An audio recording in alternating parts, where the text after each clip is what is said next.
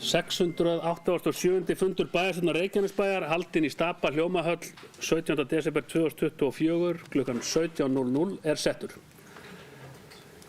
Viðstaddir eru bæjarfulltrúarnir Alexander Ragnarsson, Díana Hilmarsdóttir, Guðbergur Reynisson, Guðný Birna Guðmundsdóttir, Halldóra Fríða Þorvaldsdóttir sem jafnframt er bæjarstjóri, Helga Jóhanna Oddsdóttir, Hjörtur Magnús Guðbjartsson, Margrét Þórarinsdóttir, Sverrir Bergmann, Valgerður Björk Pálsdóttir og sá sem stendur hér í forsæti Bjarni Páll Tryggvason. Að auki situr fundinn Hrefna Gunnarsdóttir ritari.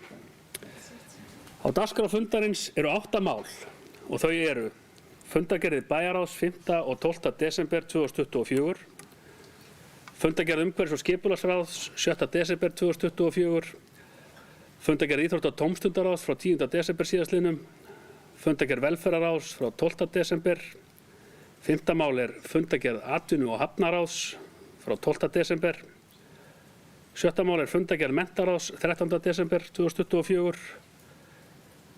7. mál er gjaldskrá fyrir byggingarleyfis, skipulags- og þjónustugjöld og lokum 8. mál mannréttindastefna Reykjanesbæjar síðari umræða.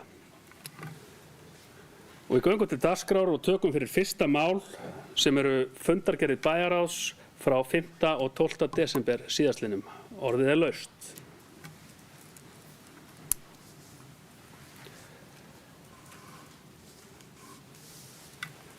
Guðný Birna Guðmundsdóttir.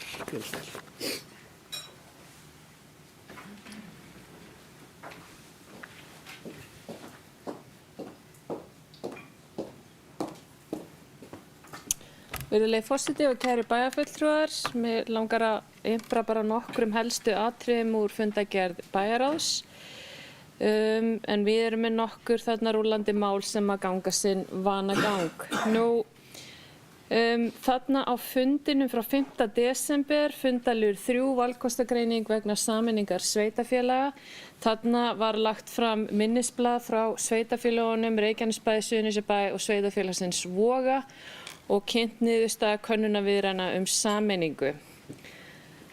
Við höfum verið að sýsla við þetta mál núna allt síðasta ár og stýrihópur hefur fundað máli til að kanna kosti þess að sameina þessi sveitarfélaga hlutaði öll saman.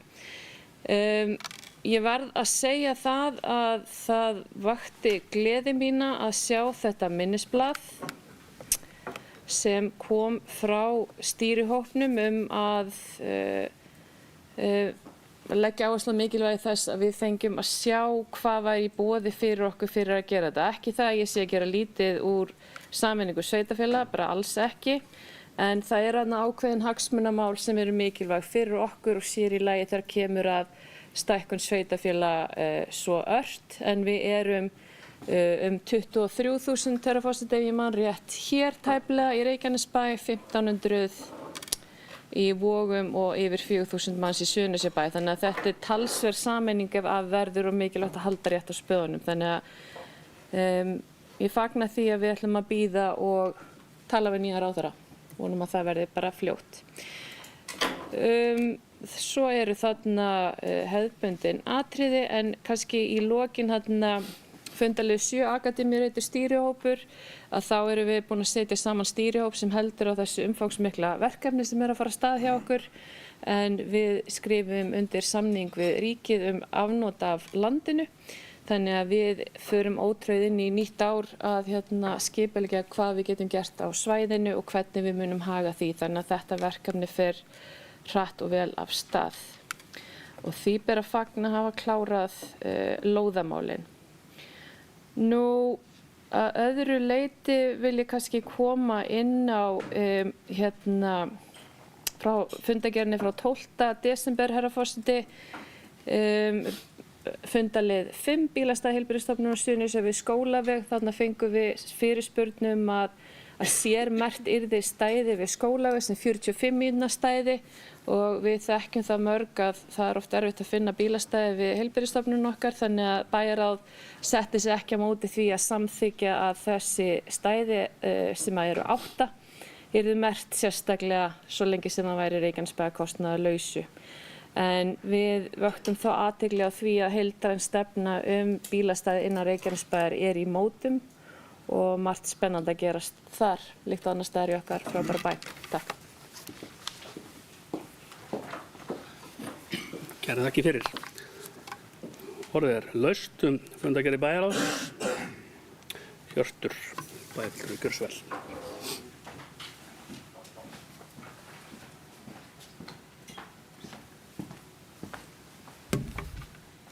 Virðulegi forseti og bæjarfulltrúar, ég kem hingað upp undir máli 3 valkostagreining vegna sameiningar sveitarfélaga frá fundi bæjarráðs þann 5. desember.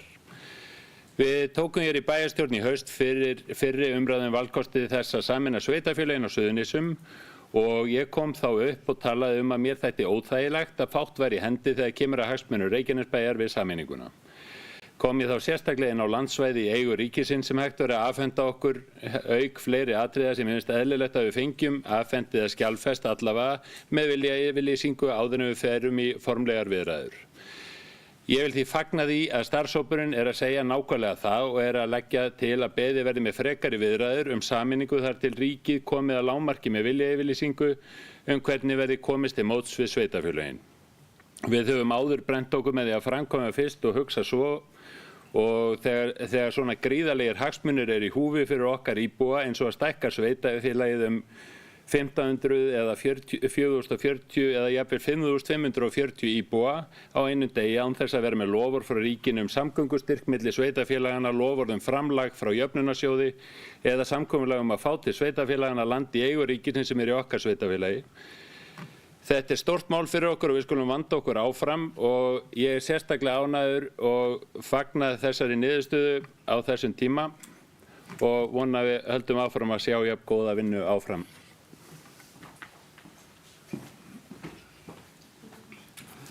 Kærar þakkir fyrir bæjarfulltrúi Hjörtur.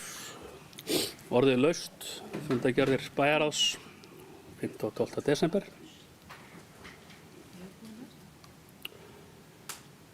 Það ekki fleiri sem óskað eftir orðinu. Þeir sem samþykkt geta fundargerðir bæjarráðs frá 5. og 12. desember eru beðin að gefa merki. Og fundargerðirnar eru samþykktar 11:0.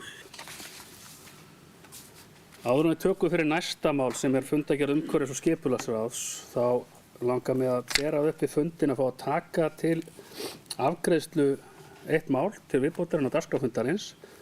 Það verður vakin athygli á því að á fundi umhverfis- og skipulagsliðs þann 18. október síðastliðinn úr þeirri fundargerð, 18. október, það fórst fyrir að bera sérstaklega upp eitt málefni til sérstakrar samþykktar en umræður það fóru svo sannarlega fram á þessum vettvangi og ég óska eftir leyfi fundarins til að bera, eins og ég segi, það sérstaklega upp til samþykktar. Og þetta fyrsta mál frá fundi umhverfis- og skipulagsráðs frá 18. október og yfirskrift málsins umferðaröryggisáætlun og það verður að biðja okkur að afgreiða hana og samþykkja hana sérstaklega svo hún komist í eðlilega vinnslu í stjórnkerfi bæjarins. Orðið laust ef einhver vill eitthvað segja.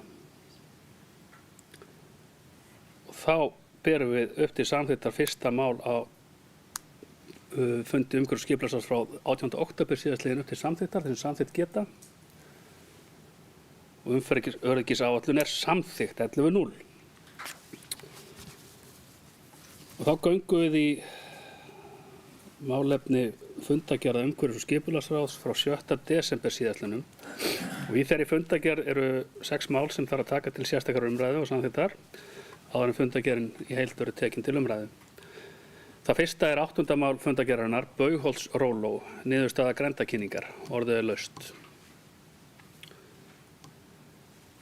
Það var engin kveðið sér hljóðs, þeir sem samþykkt geta 8. mál vinsamlegast gefið merki. Það samþykkt 11:0. 9. mál fundargerðarinnar einnig til sérstakrar umræðu en það ber yfirskriftina Njarðvíkurbraut 25 fjölbýlishús, niðurstaða grenndarkynningar, orðið laust.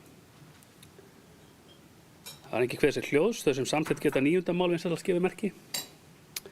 9. mál samþykkt 11:0. Í 10. lið fundargerðarinnar ber yfirskriftina Ný lóð við Hólmbergsbraut 4, orðið laust. Það engin sem óskað eftir að taka til máls, þau sem samþykkt geta 10. mál vinsamlegast gefið merki. Og það samþykkt 11:0. 11. mál fundargerðarinnar nú til umræðu.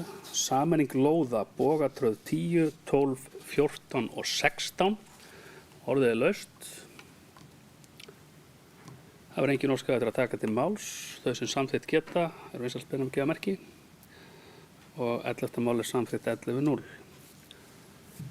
12. mál fundargerðarinnar, Sólvallagata 12, gistiheimili, endur upptaka máls. Orðið laust. Það var engin óskað eftir að taka til máls.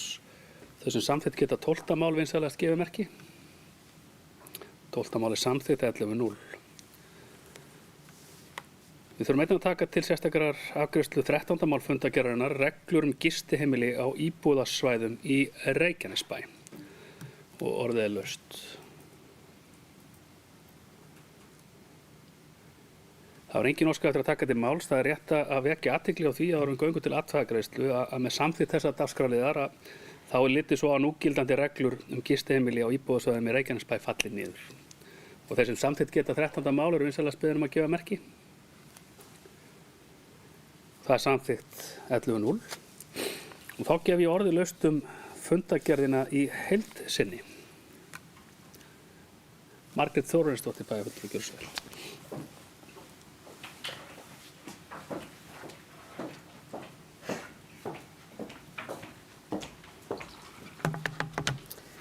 Virðulegi forseti og aðrir viðstaddir, ég kem hér undir lið 3 í fundargerð umhverfis- og skipulagsráð. Dalshverfi 1 og 2, fyrsti og annar áfangi í breyting á deiluskipulagi. Sveitarfélagið metur svo að þó að dregið sér úr umfangi opinna svæða á þessum reitum muni það ekki rýra notunargildi eða almenn gæði svæðisins. Umhverfis- og skipulagsráð að veita heimild til að auglýsa tillögur að aðal- og deiluskipulagi á auglýsingatíma og verður haldinn íbúafundur til að tryggja samráð við íbúana. Umboð kemur með eftirfarandi bókun hvað varðar þetta mál. Umboð telur nauðsynlegt að leggja áherslu á að verja þau grænu svæði sem fyrir eru og tryggja að þau verði ekki skert umfram þörfin. Opin græn svæði eru dýrmæt bæði fyrir íbúa og umhverfið og mikilvægt að allar breytingar séu skipulagðar í samræmi við íbúana á svæðinu. Umboð leggur til að haldin verði íbúakosning þar sem íbúar fá tækifæri til að hafa áhrif á loka ákvarðanir varðandi skipulag svæðisins. Íbúakosning stuðlar að lýðræðislegri ákvarðanatöku og tryggir að sjónarmið íbúa séu virt og metin að verðleikum. Við í umboð teljum að samráð og íbúakosning séu lykilatriði í því að ná sátt framtíðarskipulag og varðveislu grænna svæða sem nauðsynlegt fyrir lífsgæði og sjálfbæra þróun Reykjanesbæjar. Ég óska að þetta verði bókað.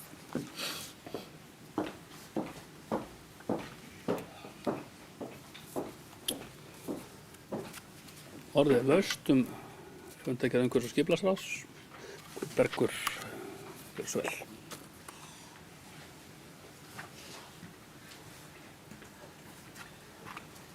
Forseti, bæjarfulltrúar. Já, ég kem hérna undir fundargerð umhverfis- og skipulagsráðs. Það margt markvert í þessari fundargerð, mikið að vera hjá skipulagsráði eins og venjulega. En ég vil sérstaklega beina athygli ykkar að lið 6, Ásbrú til framtíðar. Þarna greip ég niður og setti bókun á umhverfis- og skipulagsfundi, þessum sama fundi, þar sem að við erum náttúrulega núna á fullu að hanna Reykjanesbrautina hérna fyrir ofan Reykjanesbæ og verðum auðvitað að passa að tengingar út af atvinnusvæðum og út af bara umferð í bænum séu til fyrirmyndar og til framtíðar horft. Og á K64 skipulagi eða framtíðarsýn, þar kemur fram að fyrirhugaður sé stokkur frá Fitjum og upp að Grænás. Og ég hjóaði sér þetta og setti eftirfarandi bókun, ég ætla þess að lesa hana hérna, að í framtíðarsýn K64, Ásbrú til framtíðar, kemur fram að fyrirhugað hverfi við Reykjanesbrautina verði vel tengd við önnur hverfi Reykjanesbæjar, þar sem fyrirhugað að komi stokkur yfir Reykjanesbrautina. Guðbergur Reynisson Sjálfstæðisflokki fagnar því að sjá þetta í framtíðarsýninni og hvetur Vegagerðina til að skoða þessa framtíðarsýn og gefa umhverfis- og framkvæmdasviði Reykjanesbæjar hugmynd hvernig slíkur stokkur gæti litið út, hvar myndi hann byrja og hvar myndi hann enda og hver getur verið kostnaður við gerð hans. Nú þarf að hafa hraðar hendur þar sem þessi hluti Reykjanesbrautar á samgönguáætlun 2029 til 2035 sem við handan við hornið. Nú, mér sagt að þetta muni aldrei verða því þetta kostar svo mikið og þá ég bara með tillögu. Við erum með 6 núna, voru 5 tillögur sem Vegagerðin kom með hvernig við getum haft Reykjanesbrautina tvöfalda frá Fitjum upp í flugstöð. Eftir að við svona kvörtuðum aðeins og tuðum að þá fengum við 7. tillöguna og ég væri þá bara alveg til í að leggja til 7. tillöguna sem væri þá stokkur frá Fitjum og upp í Grænás og halda hringtorginu við aðaltorg eða við aðalgötu, tvöfalda það og þar með erum við búin að spara heilmikið. Þannig að við svo sem þarna seinna í fundargerðinni í lið 15, þar fengum við að skoða túrsteikningar af þessari 7. leið og eigum að fá að sjá betur á næsta fundi Usk. Þannig að ég veit ekki hvort að þið vilji ræða það eitthvað en ég myndi vilja leggja þessa 7. leið til og mér sagt að fólk vilji ekki bíða, vilji drífa þetta af. Mér finnst nú ekki að við eigum að drífa neitt af. Við eigum að gera þetta með hagsmuni íbúa og atvinnuuppbyggingar í Reykjanesbæ í fyrirrúmi og ef við förum að henda einhver af bara út af því að Vegagerðin segir að það sé betra, þá finnst mér það nú kannski ekki alveg rökrétt. Við eigum að reyna að gera þetta eins og fólk. Árið 2035 verða komið 40 ár frá því við byrjuðum að berjast fyrir tvöföldun Reykjanesbrautar. 2-3 ár til eða frá finnst mér ekkert eitthvað að vera eitthvað svo svakalegt, þannig að við þurfum að gera þetta vel, við þurfum að standa í hælana og grafa niður hælana og gera þetta með, eins og ég segi, hagsmuni okkar í fyrirrúmi. En annars bara takk fyrir góða hund. Kærar þakkir bæjarfulltrúi Guðbergur. Fundurinn góður og hann heldur áfram og næst við biðjum orðið Halldóra Fríða.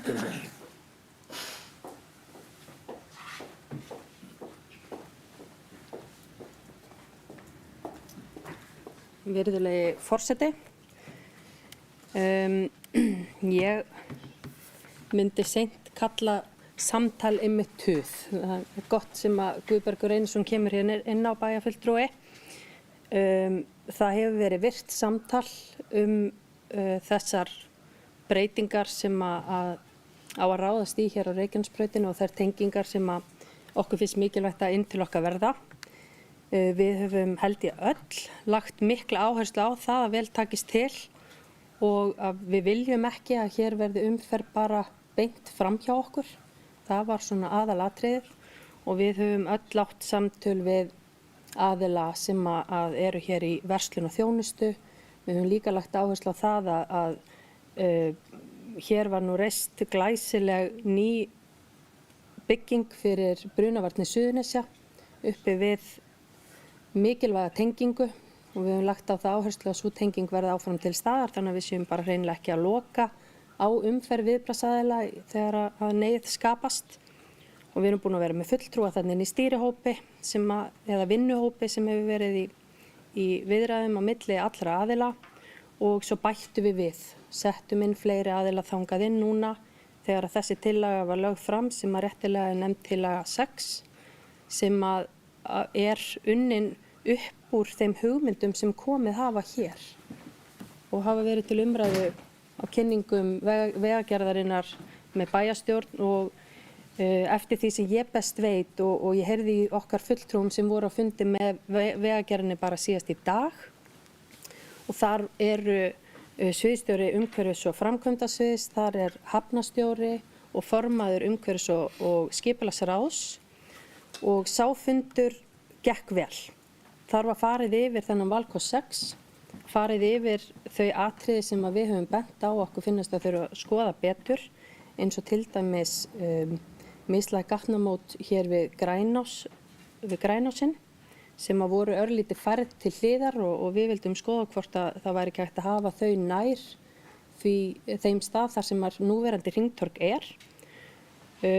Og ég fekk þær upplýsingar núna fyrir þennan fund að það er ánægjuleg niðurstaða af þeim fundi þar sem verið að taka tillit til þeirra væntinga sem að við höfðum niðurstöðuna.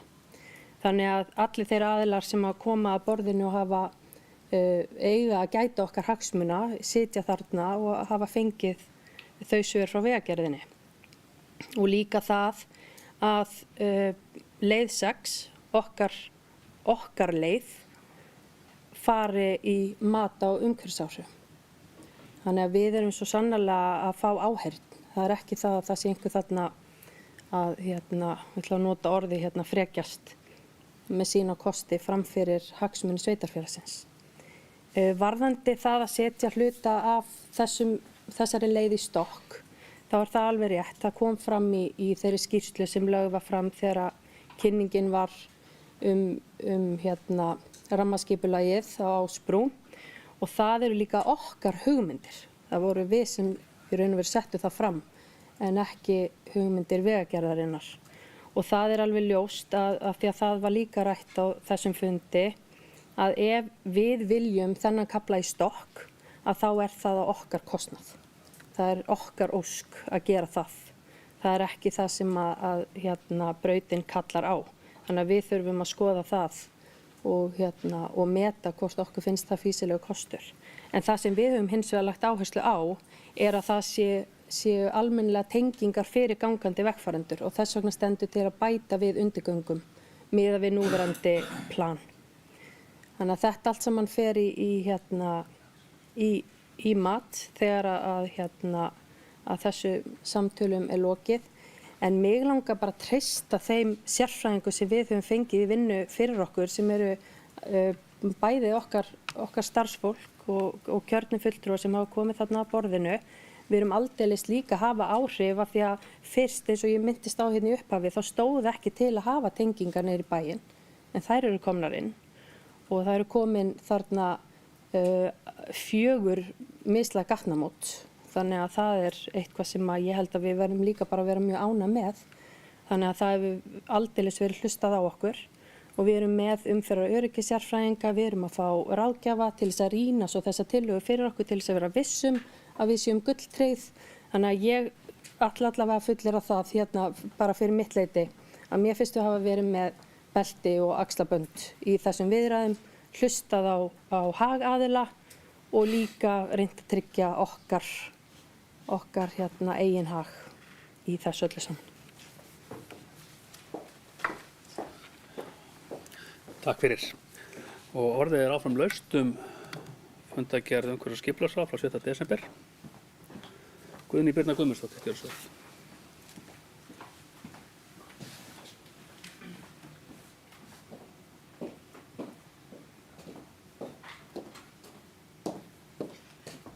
Virðulegi forseti, ég vil kannski aðeins koma bara undir þessa umræðu sem hefur hér verið að fagna samtakamætti bæjarstjórnar Reykjanesbæjar í þessu máli hvað Reykjanesbrautin og aðgangur að okkar dásamlega bæ er mikilvægt. Þannig að það er alveg góður samhljómur þar og því ber að fagna. Mér langar aðeins að koma inn á 14. mál, umferðarmál, hönnun og framkvæmdir, en þarna var sviðsstjóri umhverfis- og framkvæmdasviðs að kynna tillögur við umferðarmannvirki við Njarðargötu, Grænás, Bergás og Fitjabraut. Umhverfis- og skipulagsráð fagnar þessari mikilvægu samgöngubót og leggur áherslu á máli vinni sem allra hraðast og það eru við öll sammála sem höfum keyrt þessa blessuðu Njarðarbraut sem er löngu sprungin. Þarna við Bolafót og Grænásbraut er gert ráð fyrir hringtorgi í þessum tillögum ásamt því að hafa hringtorg líka nær Ólís, þannig að það verður auðveldara að keyra Njarðarbrautina og auðveldara fyrir íbúa Ásakverfis að komast út á hana sem að íbúi hennar fagnar mjög hér, herra forseti. Þannig að það er hellingur í gangi hjá okkur sem er gott og munum við vinna þetta mál mjög hratt eins og hægt því þetta mjög mikilvægt fyrir okkar bæ sem algjörlega stútfullur milli 8 og 9 og 4 á daginn eins og ég kynntist hér áðan, kæri forseti, og kom næstu og seint, en það aukreitis. Nú, varðandi mál 13, herra forseti, ég tjáði mig ekki það í sérstakri samþykkt hérna áðan, en ég gerði ráð fyrir að reglurnar gistiheimilin væru felldar úr gildi út af uppfærslu á lögunum, ef ég skildi þetta rétt. Já, og ég fæ já við því, þannig að málið rétt skilja hjá mér. Annað var það ekki, herra forseti. Kærar takkir. Kærar þakkir fyrir, já, það rétt til getið. Lögin ganga reglunum framar. Reglurnar þar leiðandi gagnslausar. Og orðið áfram laust fundargerð umhverfis- og skipulagsráðs. Það ekki fleiri sem óska eftir að taka til máls. Þessi samþykkt geta fundargerð umhverfis- og skipulagsráðs frá 7. desember beðin að gefa merki. Og hún samþykkt 11.0.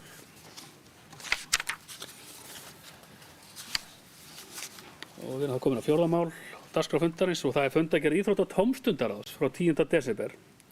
Og orðið laust. Alexander Ragnarsson, gjörðu svo vel.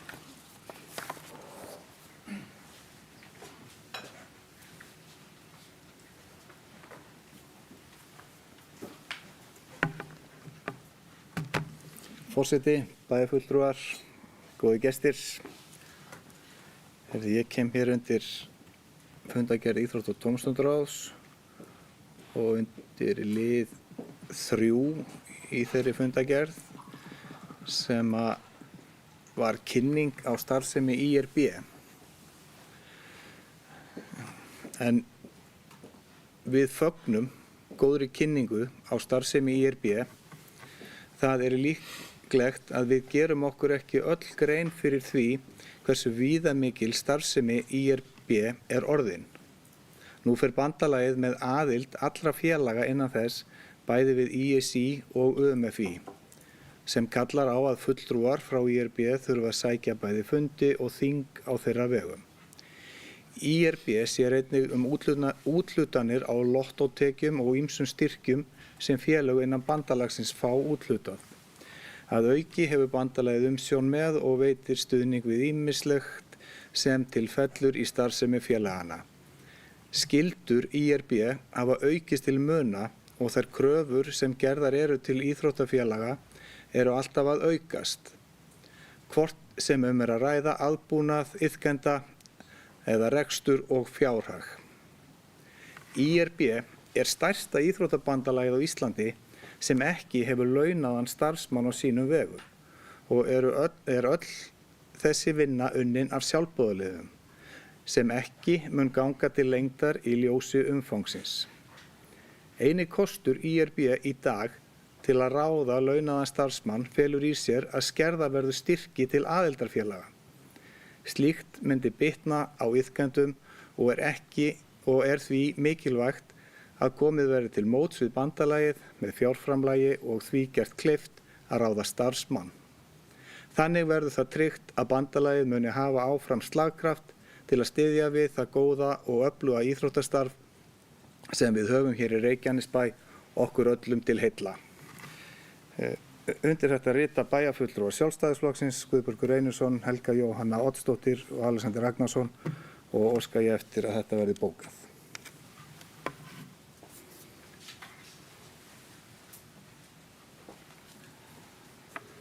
Kærar þakkir. Orðið laust fundargerð íþrótta- og tómstundaráðs, Sverrir Bergmann Magnússon.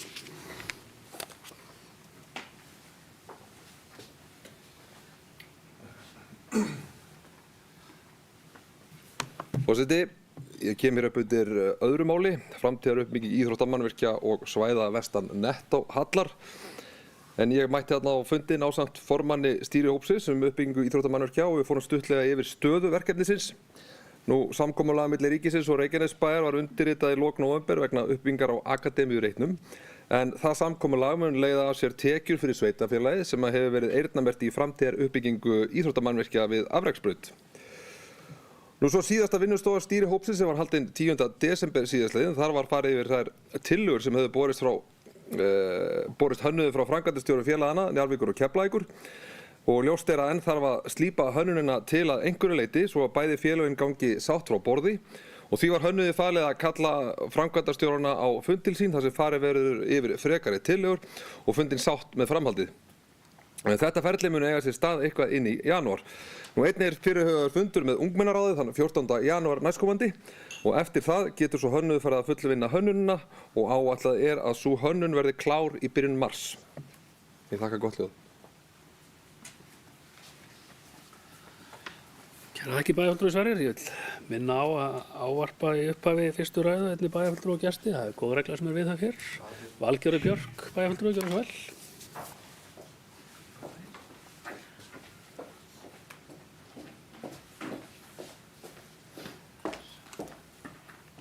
Virðulegi forseti, bæjarfulltrúar og gestir. Ég ætla nú bara að ræða allavega fyrst eitt mál sem var til umræðu á síðasta fundi IT sem ég sat. En mér langaði bara að þakka fyrir brýninguna. Bæjarfulltrúi Alexander Ragnarsson varðandi stöðugildi framkvæmdastjóra IRB. Þetta alveg pottþétt eitthvað sem við munum skoða á næsta ári og vorum auðvitað með í umræðum núna, komst ekki í gegnum fjárhagsáætlun. En eftir að hafa setið 2 fundi IT-ráðs þá gerir maður sér fljótlega grein fyrir að það er kannski bara einhver allsherjar stefnumörkun sem þarf að eiga sér þarna stað. Það er allavega svona frekar flókið að koma sér inn í þetta, en þessi kynning frá fulltrúum IRB var vissulega liður í því að fræða okkur og nú er allavega fulltrúi IT í bæjarstjórn sem er breyting, þannig að já, tökum þetta til greina. En ég ætlaði að ræða mál 4 sem er kynning á svæðisskrifstofu íþróttahéraða Suðurnes. Við fengum sem sagt kynningu frá Sigurði Gunnarsinni og Petru Rúnarsdóttur svæðisfulltrúum íþróttahéraða á Suðurnesjum sem kynntu starfsemi nýstofnaðrar skrifstofu sem er staðsett hjá Sambandi sveitarfélaga á Suðurnesjum á Ásbrú. Hlutverk íþróttafulltrúa svæðisstöðva er að efla starfsemi íþróttahreyfingarinnar, bæta þjónustu við íþróttafélög og skapa betri umgjörð fyrir iðkendur og sjálfboðaliða. Með markvissri greiningu og samtali við íþróttahéruð, aðildarfélög og sveitarfélög eru þörf verkefni kortlögð og aðgerðir settar í gang. Markmiðið er að sem flestir hafi tækifæri til að stunda íþróttir, hvort sem það er í afreksstarfi eða í tómstundaskyni, og að stuðningur sé veittur við alla iðkendur, þar á meðal börn með fjölbreyttan bakgrunn eða fatlanir og börn af tekjulægri heimilum. Fræðsla er stór þáttur í starfi svæðisstöðvanna. Sameiginleg fræðsla er skipulögð fyrir öll íþróttafélög á Suðurnesjum og snýr að þjálfurum, stjórnarfólki, foreldrum og iðkendum. Fjölbreytt fræðsludagskrá er sett saman, fræðsludagatalur unnið fyrir árið og kannanir sendar út til að tryggja að fræðslu þörfum sé mætt. Eitt sem ég fannst sérstaklega áhugavert verkefni sem þau kynntu er þróun valáfanga í fjölbrautaskólum út allt land og þá í fjölbrautaskóla Suðurnesja sem fjallar sjálfboðaliða störf. Þannig fá ungmenni tækifæri til að velja áfangan og fá einingar fyrir að sinna sjálfboðaliða störfum fyrir íþróttahreyfinguna sem bæði hvetur til þátttöku og styrkir starfsemi félagana en stundum hefur endurnýjun í hópi sjálfboðaliða verið hæg eins og við mörg vitum. Fyrstu skrefin í starfi Sigurðar og Petru hefur falið í sér ítarlega greiningu á stöðu íþróttastarfs og tengslamyndun við félög og sveitarfélög. Í því samhengi get ég nefnt teymi sem ég setti saman fyrir í haust með fulltrúum Reykjanesbæjar, íþróttafélagana, svæðisstjórunum og skólastjóra Háaleitiskóla til að vinna að aðgerðaráætlun sem miðar að því að fjölga börnum af erlendum uppruna í skipulögðu íþrótta- og tómstundastarfi. Í janúar 2025 verður farið af stað með tilraunaverkefni í Háaleitiskóla á Ásbrú. Verkefni gengur út á að nýta foreldrasamtalsdag í skólanum til að kynna íþrótta- og tómstundastarf sem er í boði í sveitarfélaginu. Jafnframt er markmiðið að kanna ástæður þess hvers vegna sum börn taka ekki þátt í slíku starfi. Síðan verður unnið úr niðurstöðum könnunarinnar og aðgerðaráætlun útbúin. Ég mun fjalla betur þetta verkefni í upphafi nýs árs, segja hvernig gekk og hvernig niðurstöður könnunarinnar voru og hvernig aðgerðaráætlun mun líta út. Svo er mögulega hægt að endurtaka verkefni í öðrum skólum þegar við sjáum hvernig til tekst. Takk.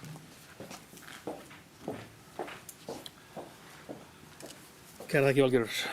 Okkar svona líka bara að rifja aðeins upp í ljósi bókunar Sjálfstæðisflokksins vegna 3. máls að í fyrsta skipti í sögu Reykjanesbæjar það var í fyrra sérstaklega sett eyrnamerkt fé til Íþróttabandalags Reykjanesbæjar vegna verkefna sem að formaður hefur verið að sinna. Þetta nú ekki há fjárhæð en þetta þó fjárhæð sem að þar inni. Orðið laust fundargerð Íþrótta- og tómstundaráðs. Það ekki fleiri sem óska eftir að taka til máls. Þeir sem samþykkt geta fundargerðina eru vinsamlegast beðin að gefa merki. Hún samþykkt 11-0.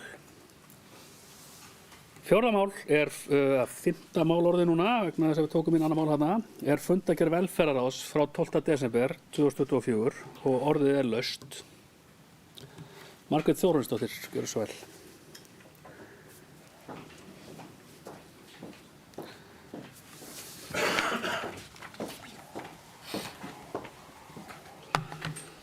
Virðulegi forseti og aðrir viðstaddir, ég kem hér undir lið 1 þjónusta við umsækjendur alþjóðlega vernd samningur. Umboð mun sitja hjá í þessum lið og greiðir ekki atkvæði með honum. Liður 2, samræmt móttaka flóttafólks samningur. Umboð mótfallin því að nýr samningur verður gerður og mun ekki samþykkja nýjan samning samræmda móttöku flóttafólks þrátt fyrir að hælisleitendum hafi fækkað að undanförnu.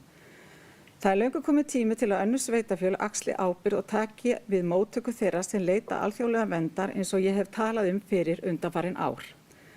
Þrátt fyrir að alþjóðleg vernd sé mikilvæg í neyðartilfellum. En þá sýnir reynslan okkur að meiri hluti þeirra sem sækja alþjóðlega vernd hér á landi í raun að leita að atvinnu og betri lífskjörum. Það ekki lögleg ástæða fyrir því að sækja vernd. Hlutfallslega eru umsóknir alþjóðlega vernd fleiri á Íslandi en í Svíþjóð. Ég tel því mikilvægt að Reykjanesbær endurskoði þessa stöðu við samstarf við ríkið áframhaldandi samræmda móttöku flóttafólks og leggja áherslu á jafnræði í móttöku þeirra sem sækja vernd og skrifi ekki undir þennan samning. Það löngu orðið tímabært að stíga fast til jarðar gagnvart ríkinu og hafna endurnýjun á þessum samningi. Við höfum ítrekað séð að treysta ríkinu í þessum efnum áhættusamt og fyrir reynsla sýnir okkur að ríkisvaldi stendur ekki undir skuldbindingum. Reykjanesbær hefur nóg á sinni könnu við að sinna íbúum sveitarfélagsins við að uppfylla lögbundna þjónustu. Við erum að glíma við hraða íbúafjölgun í ört stakkandi sveitarfélagi sem á erfitt með að halda í við nauðsynlega uppbyggingu innviða. Að bæta við frekari ábyrgð vegna móttöku flóttafólks skapar óásættanlegt álag á sveitarfélagið og þá þjónustu sem við berum ábyrgð á að veita. Umboð stendur fast á því að segja nei við þessum samningi. Þessi ákvörðun snýst ekki skort á samhug eða skilningi, heldur ábyrgð gagnvart íbúum sveitarfélagsins og nauðsyn þess að tryggja innviðir standi undir grunnþjónustu. Það löngu komið tími til að önnur sveitarfélagi axli ábyrgð á þessum málaflokki. Ég óska þetta verði bókað. Takk.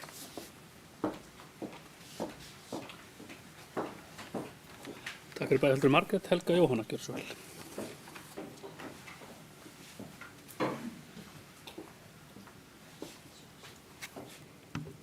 Virðulegi forseti, ágætu bæjarfulltrúar. Ég kem hérna upp líkt og bæjarfulltrúi Margrét Þórarinsdóttir undir lið 1 og 2 í fundargerð velferðarráðs frá 12. desember síðastliðnum. Við bæjarfulltrúar Sjálfstæðisflokksins samþykkjum ekki liði 1 og 2 í fundargerð velferðarráðs og gerum við grein fyrir ástæðu þess hér á eftir. Fundargerð ráðsins samþykkjum við að öðru leyti og ég óska eftir að eftirfarandi verði bókað. Bókun Sjálfstæðisflokks vegna endurnýjunar og viðauka við samninga umsækjendur alþjóðlega vernd annars vegar og samræmda móttöku flóttafólks hins vegar. Undanfarin ár hefur Sjálfstæðisflokkurinn lagt ríka áherslu á að minnka fjölda umsækjenda alþjóðlega vernd sem Reykjanesbær tekur á móti og veitir þjónustu.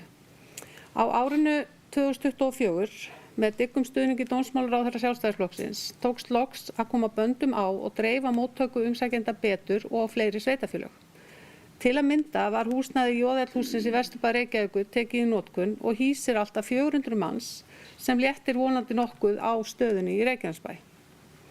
Samningsdrögin og viðaukar sem teknir voru fyrir í velferðarráði þann 12. desember síðastliðinn feli í sér talsverða óvissu sem felst ekki síst í því hver stefna nýrra ríkisstjórnar í málefnum útlendinga verði. Við höfum því miður upplifað að fjöldatölur í samningum hafa engan veginn staðist hingað til og því full ástæða að stíga varlega til jarðar við endurnýjun þeirra. Í samningi við félags- og vinnumarkaðsráðuneytið samræmda móttöku flóttafólks sem nú stendur til að framlengja sést að fallið hefur verið frá fyrri áherslum að fækka þeim sem Reykjanesbær veitir þjónustu samkvæmt samningnum niður í 100 og gerir samningurinn ráð fyrir alltaf 250 einstaklingum í þjónustu í senn og hvergi minnst á sameiginleg markmið að fækka þeim. Greiðslur ríkisins með þeim einstaklingum sem fá þjónustu í lengri tíma en 1 ár eða alltaf 3 ár lækka verulega eftir fyrsta árið. Það ljóst að sá hópur þjónustustega sem að enn þarf á þjónustuna að halda fyrsta ári loknu hefur þyngri og fjölþættari þjónustuþarfir en aðrir. Það kallar við á hærra þjónustustig fyrir hvern einstakling á árum 2-3 sem hlýtur að kalla á hærri greiðslur en ekki lægri eins og samningurinn gerir ráð fyrir. Í ljósi þess að óvissa ríkir hver skipan og hver stefna nýrra ríkisstjórnar verður í útlendingamálum teljum við rétt að samþykkja ekki endurnýjun og viðauka við samninga við Vinnumálastofnun umsækjendur alþjóðlega vernd annars vegar og við félags- og vinnumarkaðsráðuneytið samræmda móttöku flóttafólks hins vegar á meðan sú staða uppi. Við teljum einfaldlega ekki ábyrgt að skuldbinda Reykjanesbæ með þessum hætti á meðan ekki ljóst hvernig málum verður háttað. Og undir þetta ritum við bæjarfulltrúar Sjálfstæðisflokksins, Helga Jóhanna Oddsdóttir, Guðbergur Reynisson og Alexander Ragnarsson. Takk. Kæra þakkir fyrir. Orðið laust fundargerð velferðarráðs. Halldór og Fríða. Gjörðu svo vel.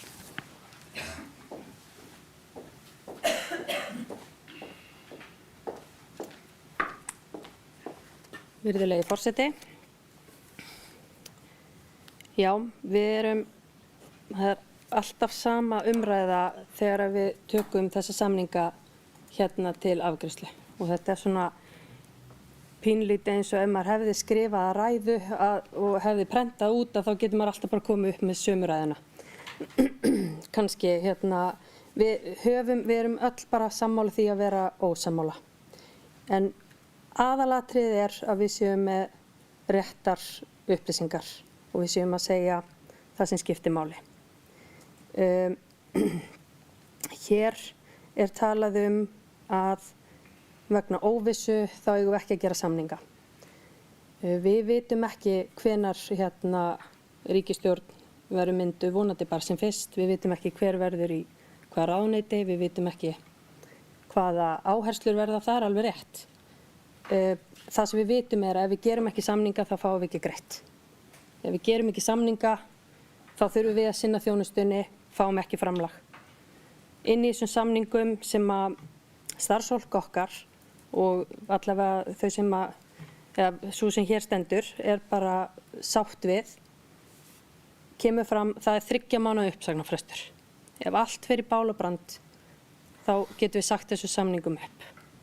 Það breytir því samt ekki þau sem eru í samræmdri móttöku flóttafólks eru íbúar með kennitölur sem þurfa þjónustu. Okkur ber skylda að veita þjónustu.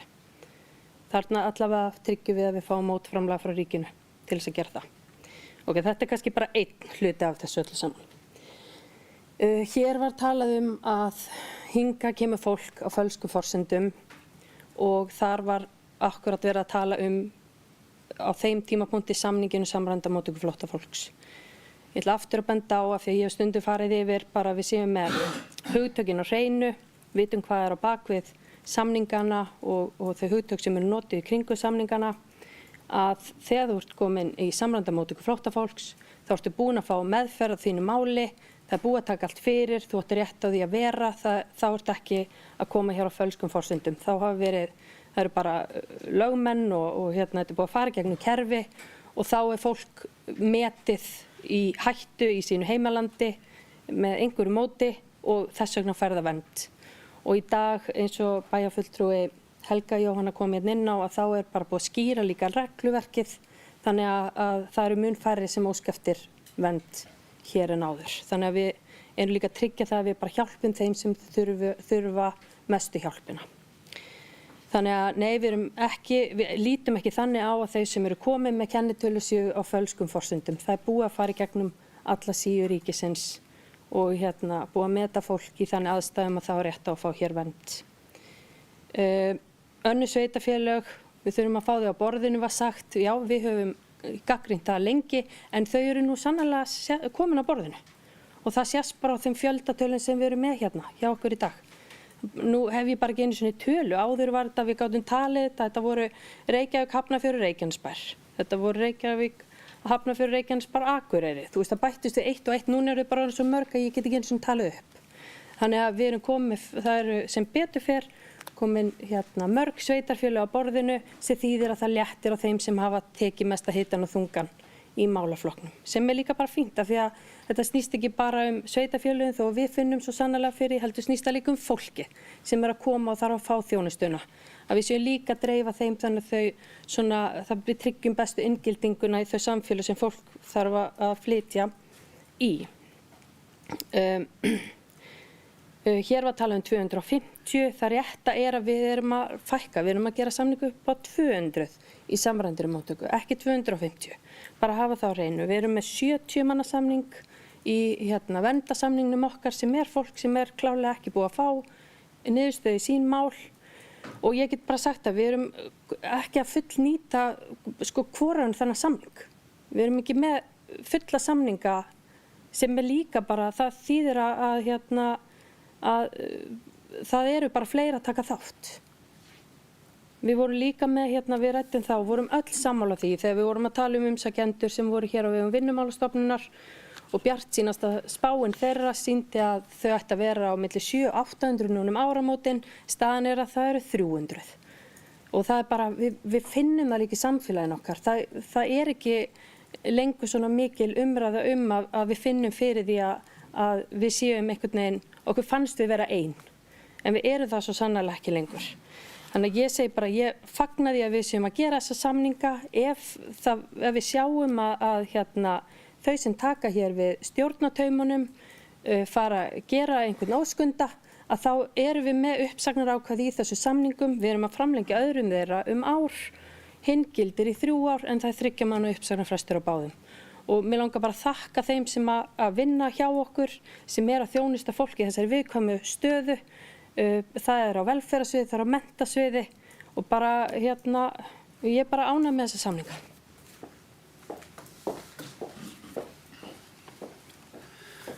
Takk fyrir, Halldóra. Orðið áfram laust fundargerð velferðarráðs 12. desember, bæjarfulltrúi Helga Jóhanna Gjörsvel.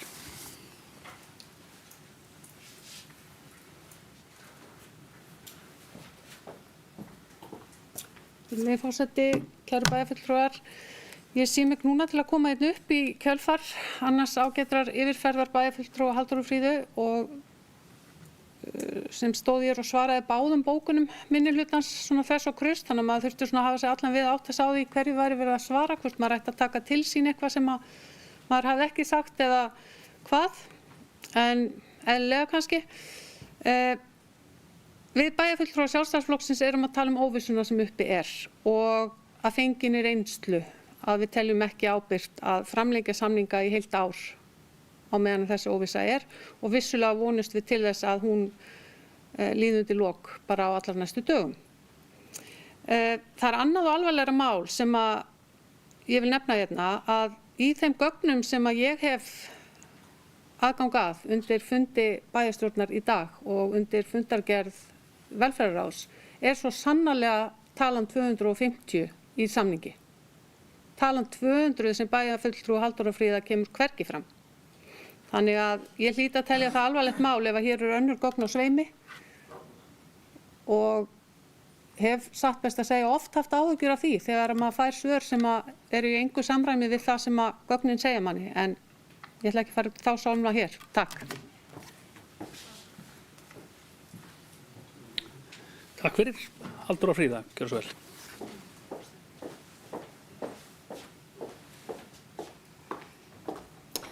Virðulegi forseti, já, tel mér bara ljúft og skylt að fara við það af því að í fundagögnum okkar einmitt bókun velferðarráðs undir máli 2, fundargerð velferðarráðs, þar stendur með leyfi forseta, drög að viðauka við þjónustusamning milli félags- og vinnumarkaðsráðuneytisins, Vinnumálastofnunar og Reykjanesbæjar samræmda móttöku flóttafólks lögð fram. Samningurinn framlengdur til 31. desember 2025. Velferðarráð samþykki fyrir sitt leyti viðauka samningsins til 1 árs með þeirri breytingu að fjöldi þjónustunotenda verði 200 í stað 250.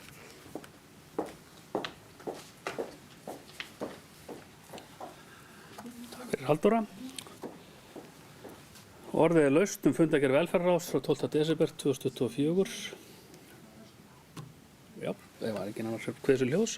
Í þriðja skipti með leyfi kemur upp Helga Jóhanna bæjarfulltrúi. Gjörðu svo vel. Takk fyrir, kæri forseti.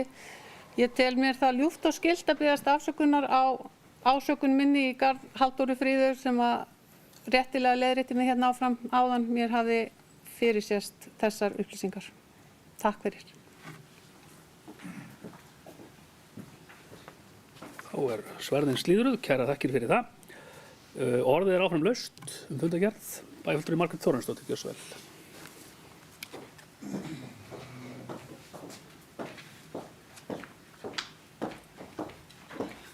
Virðulegi forseti og aðrir viðstaddir, ég tek nú undir með bæjarfulltrúa Helgu Jóhönnu. Hún svaraði okkur fyrir bæjarfulltrúa Halldóra Fríða, sitjandi bæjarstjóri, svaraði okkur á þess og quiz og ég náði nú ekki alveg utan þetta. En ég segi nú bara sama og bæjarfulltrúa Halldóra Fríða sagði. Þið komið nákvæmlega með sömu svör og þið hafi gert undanfarin ár. Það bara þannig. Og við höfum alla tíð verið á móti þessum samningi og það má ekki gleyma einu og mér langar að rifja það atvik upp.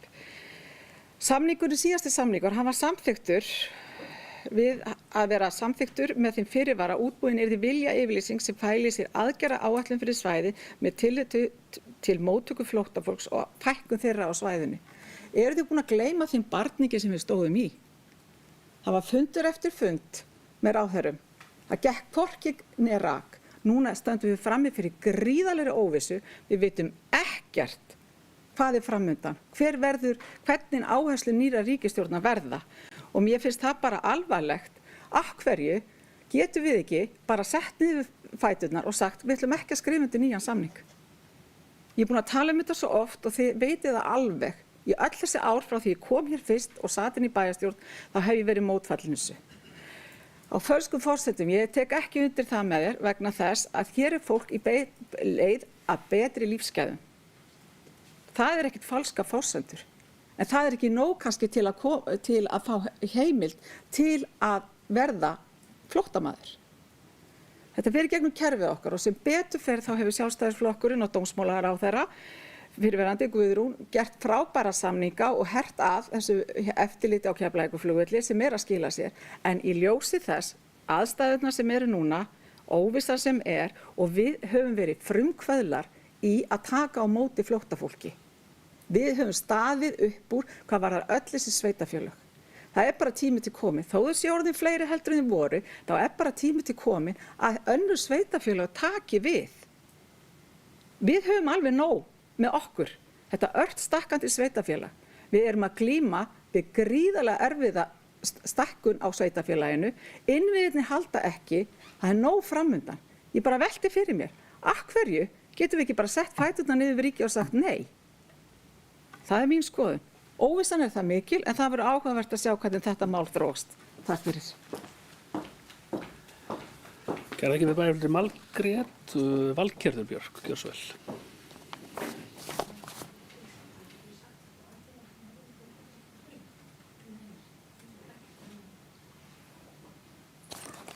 Takk fyrir það.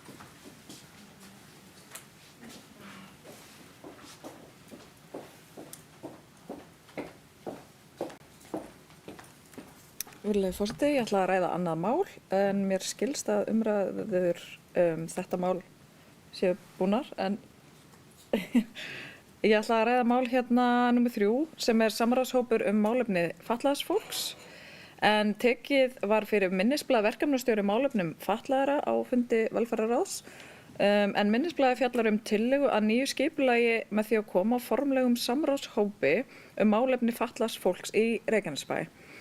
Mér líst mjög vel á þetta þar sem samráðshópurinn þeim ekki ætlað að koma í stað notendaráðs fatlaðs fólk sem hefur verið starfandi frá árinu 2020 heldur mun að starfa samhliða notendaráðinu.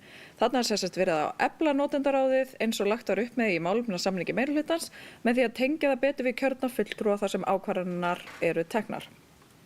Samráðshópurinn hugsaður sem formlegur vettvangur þar sem jafnmargir fulltrúar fatlaðs fólks og pólitískir fulltrúar sveitarfélagsins koma saman til að fjalla þjónustu, framkvæmd og þróun málefna fatlaðs fólks.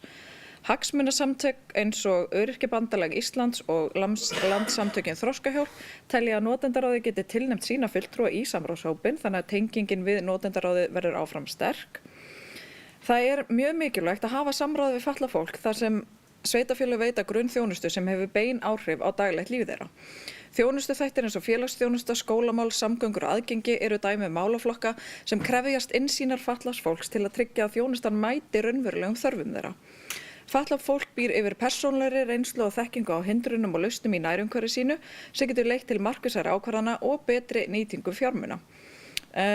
Að auki þátttaka fatlaðs fólks ekki aðeins réttlætismál, heldur líka lagaleg skylda samkvæmt samningi Sameinuðu þjóðanna réttindi fatlaðs fólks. Samkvæmt minnisblaðinu á bæjarstjórn að tilnefna 3 fulltrúa í hópinn en mér sýnist við ekki vera að gera það í dag. Í bókun velferðarráðs kemur fram að ráðið samþykki að skipa verði í samráðshópinn en engin nöfn voru lögð til á þessum tímapunkti. Þannig ég gerir ráð fyrir að þetta verði afgreitt þá á næsta eða þar næsta bæjarstjórnarfundi eftir tillögur frá velferðarráði.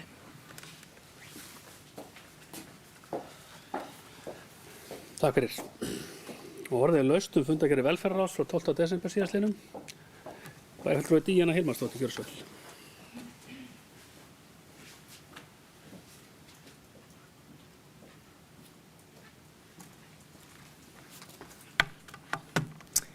Forseti, bæjarfulltrúar, kæru gestir.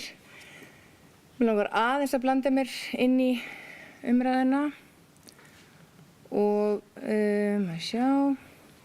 það var 9. janúar 2023 undirrituð aðgerðaáætlun og ég get sent bæjarfulltrúa Margréti Þórarinssyni. Hún mjög ítarleg og 12 blaðsíður og mjög flott og mér langar líka að nefna að það mikið rætt ólgu þar sem ný ríkisstjórn hefur ekki verið mynduð og hvað framundan. Mín skoðun svo að við höfum verið með samningin nokkur ár. Við erum að endurnýja þennan samning með uppsegjanlegu ákvæði til 3 mánaða og eins og bæjarfulltrúi Hallgerður Fríða kemur inn á, ef allt fer í bál og brand þá höfum við þann varnagla að geta sagt upp samningunum. Við erum að fá fjármagn til að sinna einstaklingum sem nú þegar eru hér, hvort sem að ræða umsækjendur alþjóðlega vernd eða einstaklingar sem hafa fengið vernd. Og viljum við frekar að útsvarspeningar okkar sem greiddir í þetta bæjarfélag fari að þjónusta einstaklingar sem nú þegar eru komnir með kennitölu og búsettir hér. Þá vel ég frekar að gera samning með 3 mánaða uppsagnarfresti. Takk. Takk fyrir. Orðið laust fundargerð velferðarráðs.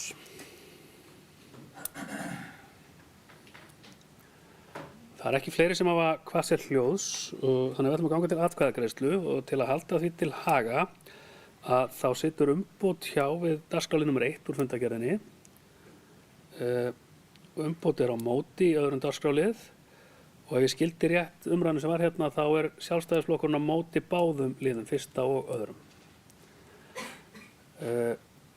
Á öðru leyti að þá ber ég fundargerðina upp í heild sinni til samþykktar, þeir sem samþykkt geta fyrir utan þessa liði sem ég nefndi hérna upp áðan með skífumerki. Og hún samþykkt á öðru leyti 11.0 fundargerðin. Fundargerð atvinnu- og hafnaráðs frá 12. desember síðastliðnum 7. mál á dagskrá. Orðið laust. Bæjarfulltrúi Hjörtur Magnús, gjörðu svo vel.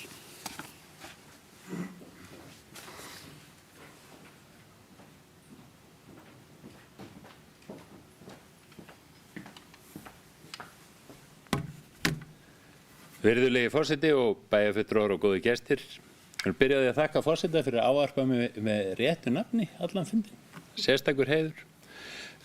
Ég hér kominn til að fara yfir fundargerð atvinnu- og hafnaráðs frá 12. desember síðastliðnum. En á fundinum var gjaldskrá komandi árs samþykkt með tilheyrandi hækkunum í samræmi við vísitölur auk smávægilegra lagfæringa. Starfsáætlun atvinnu- og hafnaráðs var kynnt og hún verður væntanlega samþykkt á næsta fundi ráðsins sem haldið verður á nýju ári. Farið var yfir fund formanns og varaformanns auk sviðsstjóra með umhverfis- og skipulagsráði Reykjanesbæjar á dögunum til að ræða vegtengingar við Njarðvíkurhöfn en eftirfarandi bókun var sameiginleg afstaða ráðsins í heild sinni Afstaða atvinnu- og hafnaráðs skýr varðandi að allar núverandi vegtengingar við Reykjanesbraut inn í Reykjanesbæ verði áfram til staðar til að standa vörð þarfir bæði hafna og atvinnulífs. Mikilvægt að afstaða Reykjanesbæjar sé skýr í þessu máli. Við taldum þarft að okkar fulltrúar í samvinnuhópnum með Vegagerðinni væru vel næstaðir með þetta og því hér komið rækilega úr framfæri. Á fundinu var einnig mikil umræða lið 6 sem ósk jarðhitaleit á Fitjabakka 8 á Fitjum í Njarðvík, en þar sem erfitt virðist reynast að afhenda nægt heitt vatn fyrir baðlón allt árið með núverandi eftirspurn samfélagsins. Út frá þeirri umræðu tel ég þörf á afstöðu bæjarráðs út frá samfélagslegum áhrifum og leggi því til að máli 6 í fundargerðinni verði vísað til bæjarráðs til frekari kynningar og umræðu áður en málið unnið áfram á vettvangi atvinnu- og hafnaráðs.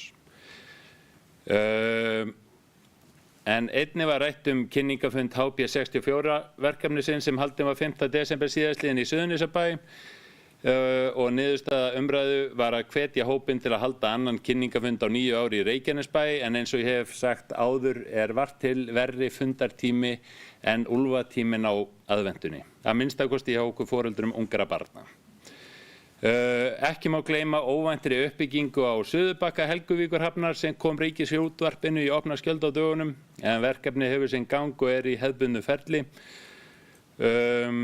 Að lokum vil ég aðeins koma inn á mælaborð og upplýsingagjöf sviðsstjóra sem eru reglulegi liðir í fundargerðum ráðsins, en eru oft, við vísum stundum til að þetta sé svona eins og í fundargerðum barnaverndarnefndar sálugu, en þetta eru oft stærstu og burðugustu liðirnir í dagskrá funda hjá ráðinu, en þar eru oftast rædd mál eins og atvinnuþróun og verkefni sem eru enn á viðkvæmum stigum og þola kannski ekki alveg dagsins ljós að svo komnu máli. En mér finnst líka oft eru fundargerðirnar kannski ekki lýsandi fyrir hversu mikil vinna fer fram á fundum, en tíminn kannski lýsir því best á þessum fundi, en hann hófst klukkan 4 og honum var slitið 10 mínútur í 7 að kvöldi. Takk.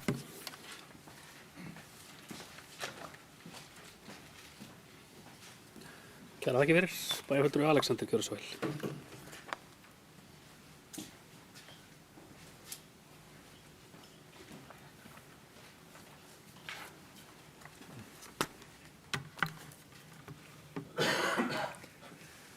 Forseti, bæjarfulltrúar, gestir. Ég kem hér undir fundargerð atvinnu- og hafnaráðs frá 12. desember síðastliðnum og ætla að koma hér undir lið 5.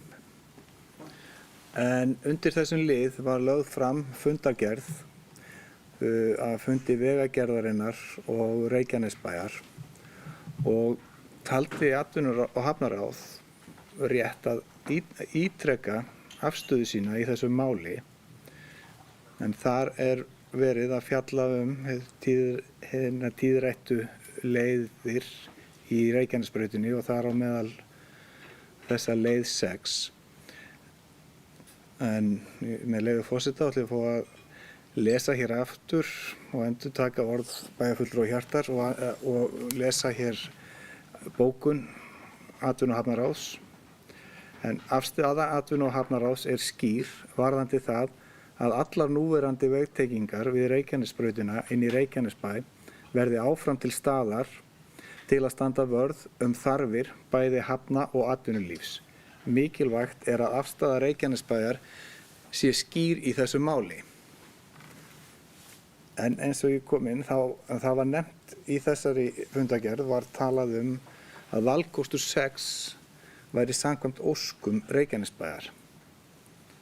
En á bæjarstjórnarfundi þann 19. nóvember síðastliðinn hafði bæjarstjórn sent mál nú 3 úr fundargerð umhverfis- og skipulagsráðs frá 15. nóvember til bæjarráðs til frekari vinnslu. Einnig í lok þessara fundargerðar óskað eftir staðfastri afstöðu Reykjanesbæjar varðandi hvaða leiðir skulu farnar. Og nú langar mér með leyfi forseta bara að fá að rekja hérna aðeins þær bókanir sem að hafa verið gerðar varðandi þessa og fá að byrja hér á bókun umhverfis- og skipulagsráðs en frá 15. nóvember. En það umhverfis- og skipulagsráð samþykkir að valkostur 3 og nýr valkostur nr. 6 verði teknir í umhverfismat og samráð sé haft við sveitarfélagið þegar niðurstaða umhverfismats liggur fyrir. En þessi bókun var í send til bæjarráðs til frekari vinnslu. Og á þessum fundi, hann 19. nóvember, þá var gerð þessi bókun, og fæ ég að lesa hana hér með leyfi forseta.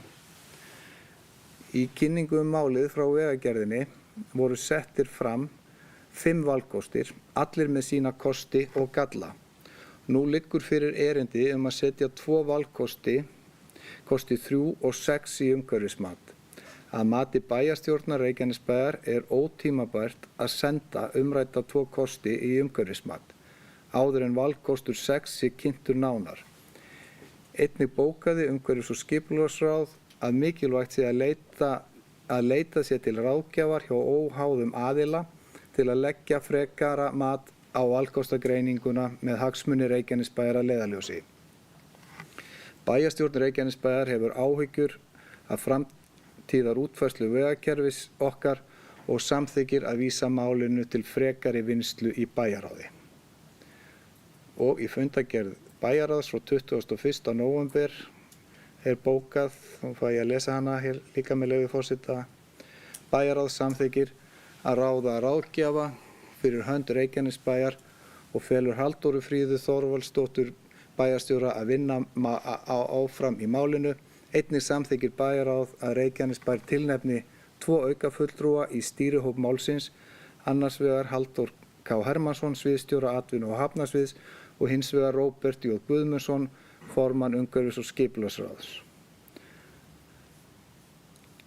En eftir þetta þá kemur nú samt þessi beiðni eða sett hér í fundargerð að óskað eftir skýrri afstöðu frá sveitarfélaginu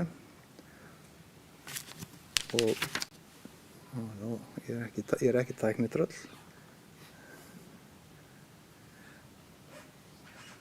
Og því óska ég eftir að þetta verði bókað. Það okkar hlutverk sem kjörinna fulltrúa að tryggja sem bestar samgöngur fyrir íbúa og fyrirtæki í Reykjanesbæ. Atvinnusvæði okkar nær frá Reykjanesi yfir í Helguvík með nokkrum áherslusvæðum þar á milli. Það því gríðarlega mikilvægt að við tryggjum að ekki verði lokað á vegtengingar sem nú þegar eru til staðar til að hamla ekki frekari atvinnuuppbyggingu og greiðum samgöngum til og frá Reykjanesbæ. Greiðar og góðar samgöngur eru ein af megin forsendum þess að atvinnulíf dafni og að umferðaröryggi sé tryggt. Krafa Reykjanesbæjar þarf að vera skýr. Það á ábyrgð bæjarstjórnar að leggja þær línur svo tryggja megi hagsmuni Reykjanesbæjar til framtíðar.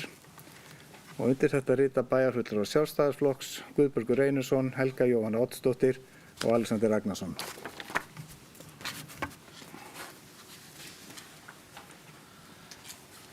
Takk fyrir, bæjarfulltrúi Alexander. Og orðið laust fundargerð atvinnu- og hafnaráðs frá 12. desember. Bæjarfulltrúi Hjörtur, gjörðu svo vel.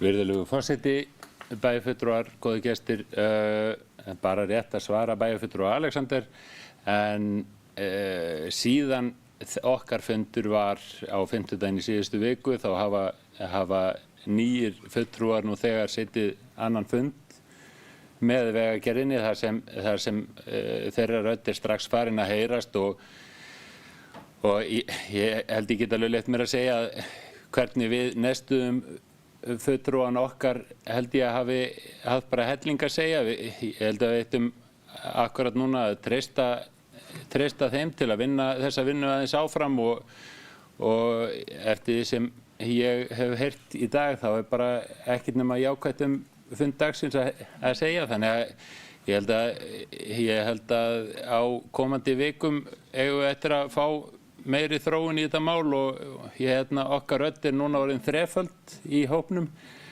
og leið og fulltrúi atvinnu- og hafnarsviðs komin í máli þá það venjulega þannig að þá fara hlutirnir að gerast. Þannig að við bíðum bara spennt og fylgjumst með mönnunum hlaupa áfram.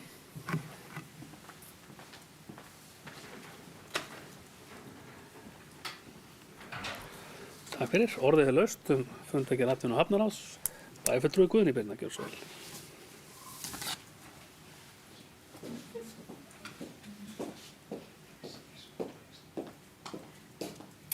Virðulegi forseti og kæru bæjarfulltrúar, ég verð að játa að ég var pínu að reyna að hlusta eftir meiningu bókunarinnar frá Sjálfstæðisflokknum. Ég vona hún að vera að við höfum rannsakað málið vel, en við höfum stýrt þessu máli vel, við höfum tekið það frá umhverfis- og skipulagsráði, skoðað það í bæjarráði, bætt við fulltrúum.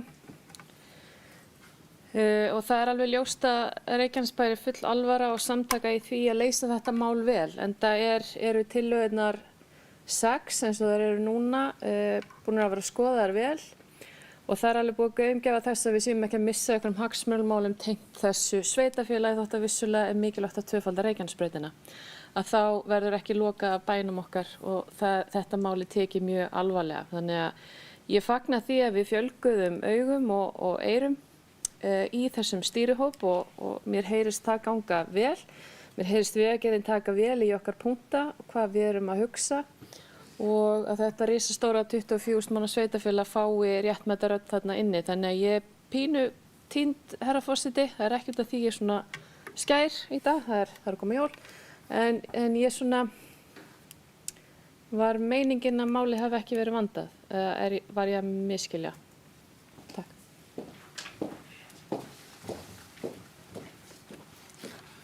Bæjarfulltrúi Alexander, gjörðu svo vel.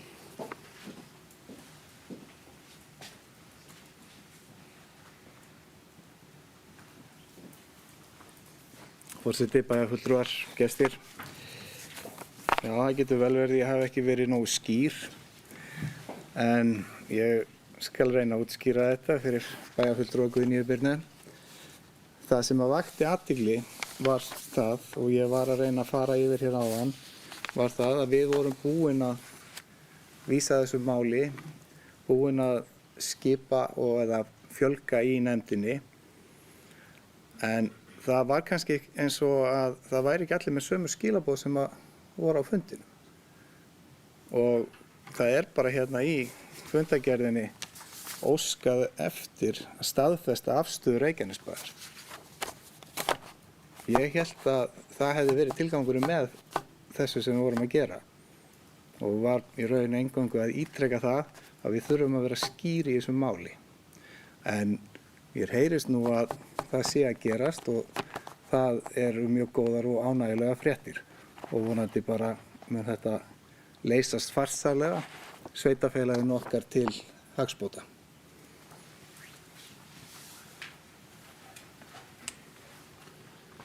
Takk fyrir.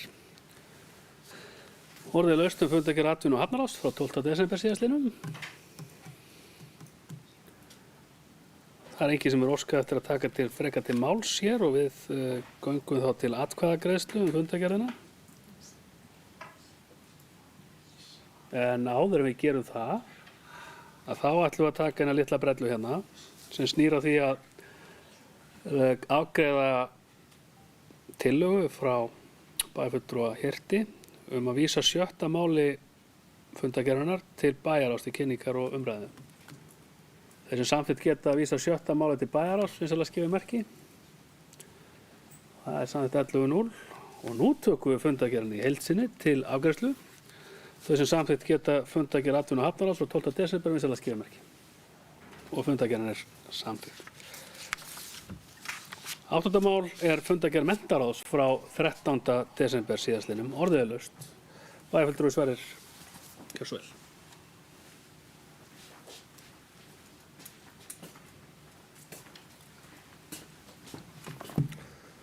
Virðulegi forseti, bæjarfulltrúar og aðrir áheyrendur, ég kemur upp undir fundargerð 380. fundar Menntaráðs Reykjanesbæjar frá 13.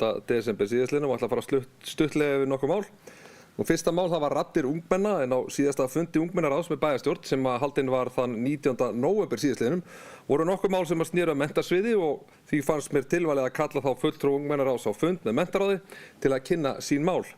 En hér fengu þau vettvang til þess að fá viðbrögð við sínum málum frá menntaráði og þeim fulltrúum sem sækja fundi menntaráðs. Þannig var tryggt að skilaboð þeirra skiluðu sér alla leið. Ég til að þetta skref mikilvægt svo ungmennin finni að á þau sé hlustað og þeirra skoðanir skipti sveitarfélagi máli. Þriðja mál, nýr grunnskóla á Ásbrú, skýrsla, en sviðstjóri menntasviðs kynnti skýrslu vegna nýs grunnskóla í Ásbrúarhverfi. Í skýrslunni eru teknar saman niðurstöður undirbúningshópsins sem hefur unnið að mótun sínar á það hvernig skóla eigi að byggja í Ásbrúarhverfi. Skólinn mun ekki aðeins mæta vaxandi þörf fyrir nýjan skólasvæðinu, heldur einnig skapa vettvang þar sem að fjölbreytileiki tungumála og menningar fær að blómstra. Með staðsetningu sinni í hjarta hverfisins mun skólinn tengja saman börn, foreldra og nærsamfélagið og verða hjarta menningar og félagslífs á Ásbrú. Svo það 5. mál, en matsferill, en deildarstjóri skólaþjónustu mætti á fundin og kynnti matsferil sem safn matstækja sem gefur heildstæða mynd af námslegri stöðu og framföru nemenda, meðal annars í lesfimi, lesskilningi og starffræði, reglulegi við skólagönguna með það að markmið að draga upp nákvæmasta mynd af stöðu nemenda, hvar áskoranir og styrkleikar liggja og geta þannig brugðist við. Gaman er að geta þess að Njarðvíkurskóli er einn af þróunarskólum varðandi innleiðingu matsferils vorið 2025. Áhugasami getur svo kynnt sér matsferilinn nánar á matsferill.is. Ég þakka hljóð.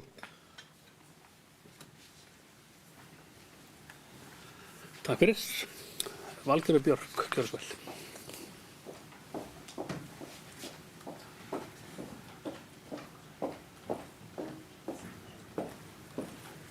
Virðulegi forseti, bæjarfulltrúar og gestir.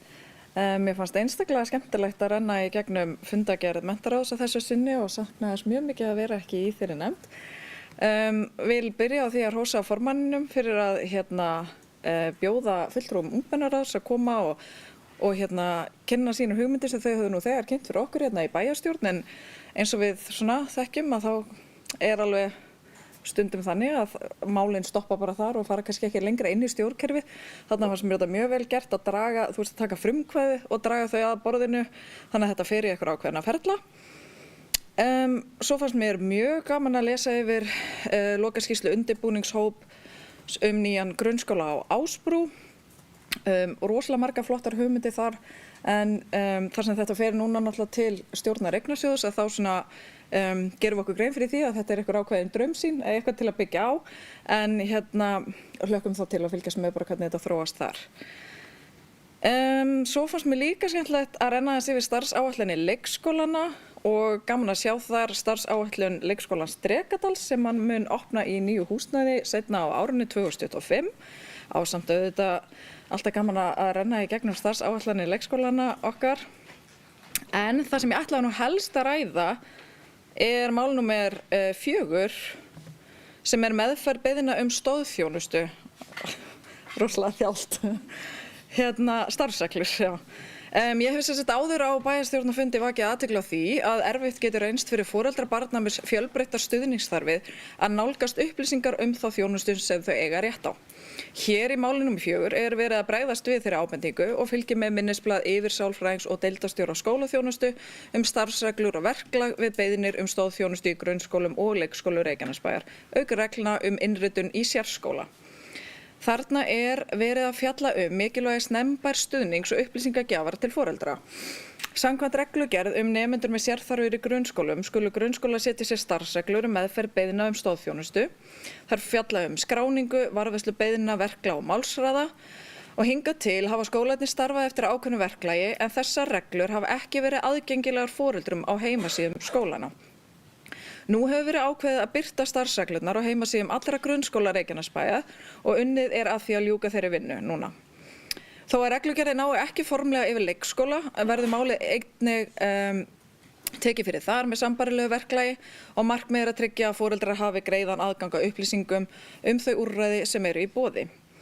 Varðandi innritun og umsóknir sérskóla þá segir í reglugerð að nemendur með sérþarfir í grunnskólum að skólarnir skuli hafa skýrar reglur meðferð umsókna og upplýsingagjöf og reglur þetta koma fram í starfsáætlunum sérhæfðara námsúrræða sem eru aðgengilegar á heimasíðum skólana og hluti þessara starfsáætlana hefur nú verið uppfærður og unnið að samræmingu þeirra til að auka aðgengi og gagnsæi fyrir foreldra og skólasamfélagið. Til viðbótar hafa verið settar verklagsreglur í gæðahandbók Reykjanesbæjar sem samræma ferli við umsóknir sérhæfð námsúrræði. Reglurnar ná yfir allar helstu þætti ferilsins frá því að þörf fyrir sérhæft námsúrræði metið og þar til umsókn hefur verið afgreidd eða önnur laust fundin. Forsenda fyrir því að umsóknarferli hefjist að búið sé að virkja snembaran og sérhæfðan stuðning innan skóla barna og að máli sé í virkri vinnslu. Með þessum breytingum gott skref tekið í átt að skýru verklagi, samræmdri framkvæmd og betri upplýsingagjöf til foreldra stoðþjónustu og sérhæfð námsúrræði sem börn þeirra eiga rétt á í leik- og grunnskólum Reykjanesbæjar.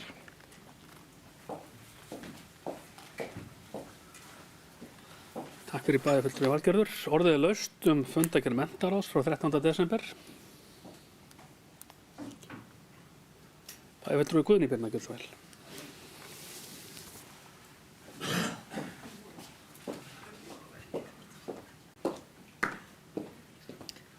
Herra forseti, kæri bæjarfulltrúar, ég vil bara koma inn að rétt snöggt upp undir og taka undir með bæjarfulltrúanum Sverri Bergmanni og Valgerði Björk.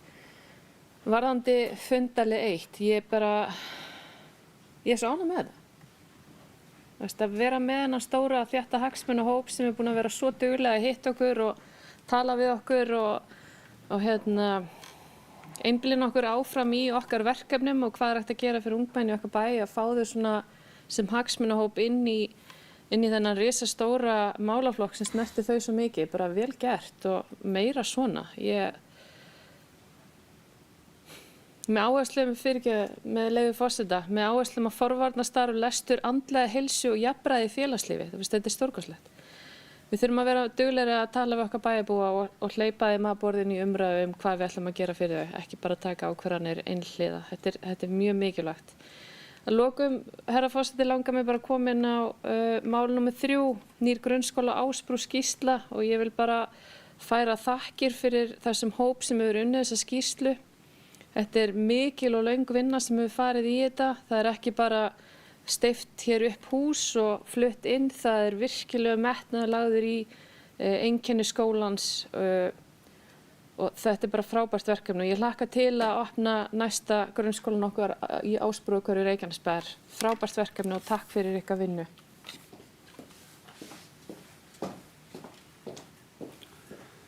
Takk fyrir. Orðið laust fundargerð menntaráðs.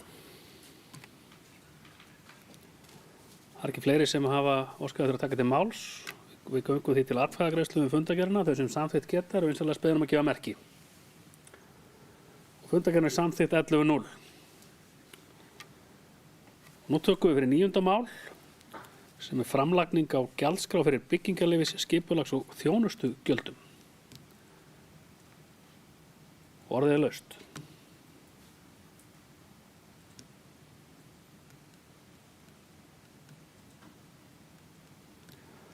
Það enginn sem hefur kveðið sér hljóðs og því göngum við til atkvæðagreiðslu og hann okkur að tala tungubrjóta áðan. Ég ætla að prófa þetta.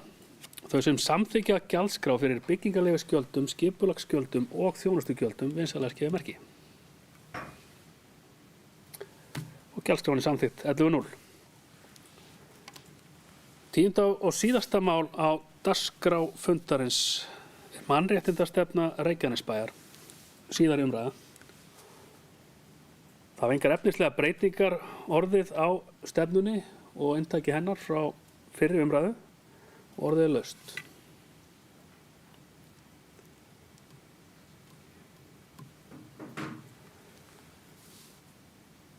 Það var engin kveðið sér hljóðs. Ég vil biðja það bæjarfulltrúa sem samþykkja mannréttindastefnu Reykjanesbæjar að gefa merki þess efnis. Mannréttindastefnan samþykkt 11:0. Það var mælendaskráin tæmd og ekki fleira sem á dagskrá þessa fundar. og nú verður fundagerð yfirlesin og undirrituð rafrænt í samræmi við fundasköp bæjarstjórnar. Áður en fundi verður formlega slitið vill ég nota tækifærið og þakka öllum bæjarfulltrúum sem og starfsmönnum bæjarins kærlega fyrir uppbyggileg og ánægileg samskipti á árinu sem er að líða. Og lokum vill ég fyrir hönd bæjarstjórnar allrar óska bæjarbúum öllum gleðilegra jóla og farsældar á komandi ári. Ég segi hér með 687. fundi bæjarstjórnar Reykjanesbæjar slitið.